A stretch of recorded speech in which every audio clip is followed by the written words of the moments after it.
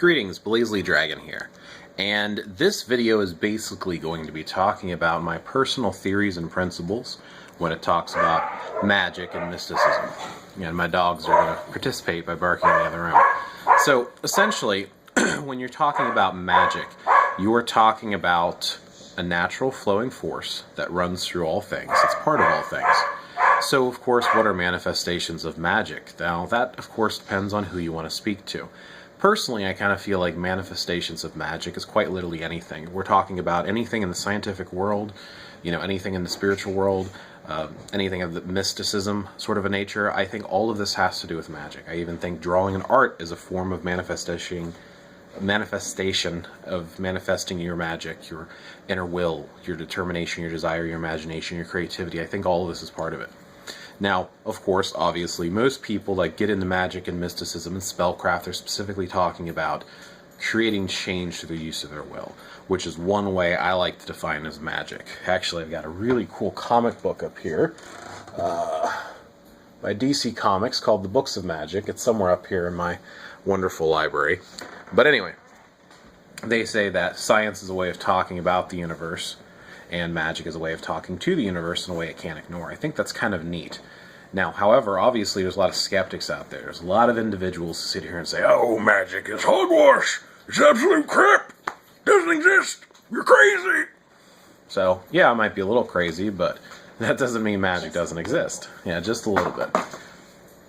When it comes to magic, we are talking about, or at least the energy part, when you're talking about spellcraft, when you're talking about casting a spell, things like that, we are talking about subtle influences. Like I said, once again, some people view, as myself, view magic and science and all that type of stuff. It is computers, electricity, light, whole nine yards. All of these things is a way of working with the world. Obviously, these are very easy to see that they're happening and being created, and they're there. But if you just close your eyes and you do the inner meditations, or if you cast a spell by getting candles together and certain herbs, and you say some words, you maybe put on some robes and you walk in a circle with a staff, whatever the case may be, things like this, now people are like, well, where's the proof and the verification there? Obviously, it is acceptable to be a skeptic in these situations, and you're more than welcome to. However, consider the possibility, too, that we're talking about subtle vibrations, subtle energies. We are talking about taking what is naturally flowing and enhancing it or adding or directing to it. So what proof or verification do we have? No more than emotion, feeling it. And someone say, oh, well, if you feel it, then it's all in your head. Isn't everything that we experience and feel and exist all in our head anyway? Think about being in love. How can you prove that you're in love? You feel it. Nobody tells you you're in love, you just know it. The same thing happens with magic. You feel it flowing along your veins and in your body and through your meridians. You just feel it. You feel this energy, this vibration.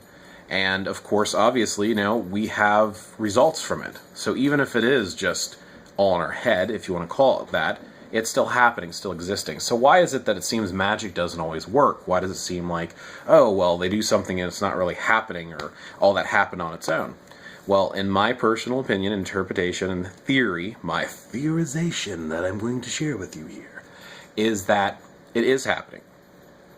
It's occurring as you are trying to do it, but like a ball rolling downhill. If you, as an example, get a huge hill, and you push a little tennis ball down it, and it starts rolling, and it goes really fast, and it goes a lot further than the initial force of you just pushing the tennis ball.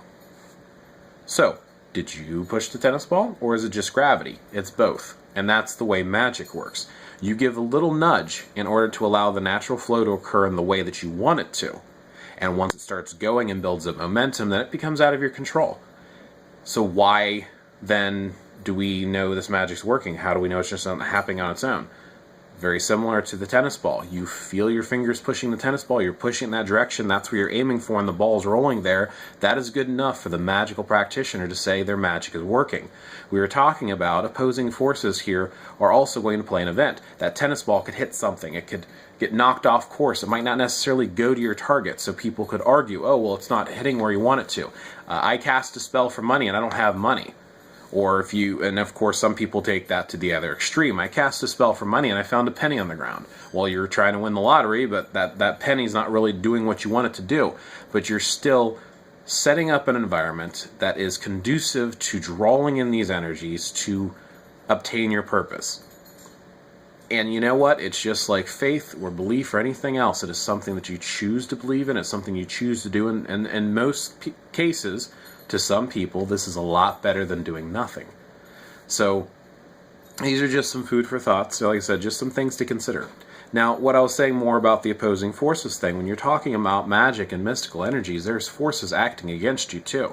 You know, people try to do spells, or they do magic, or they do energy work, and it doesn't seem to work. It actually seems to have nowhere near. You know, go outside and cast a spell and summon the wind, and the wind doesn't come. Well, what the fuck? But then other times you go outside and you cast the spell and the wind just comes right away.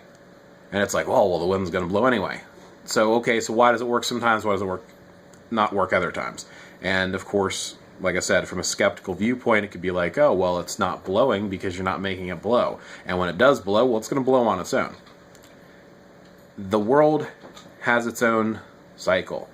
Okay? It's like that tennis ball theory. If you try to give it a little nudge uphill, it's not going to move anywhere near as far as going downhill. If you don't work with the natural flow and the natural forces of nature and get it just in the right harmony and tune, it's not going to appear to function at all, or at least not in the way that you want it to. And of course, like I said, why do it? It's because same reason people pray, or they believe, or they love. It feels right. You know, someone who's in love and they're passionate about someone, it feels right, they feel complete with that person. It's the same thing with magic, or even with art or music. Anything that you love or enjoy or that just have to do because it just feels right to you.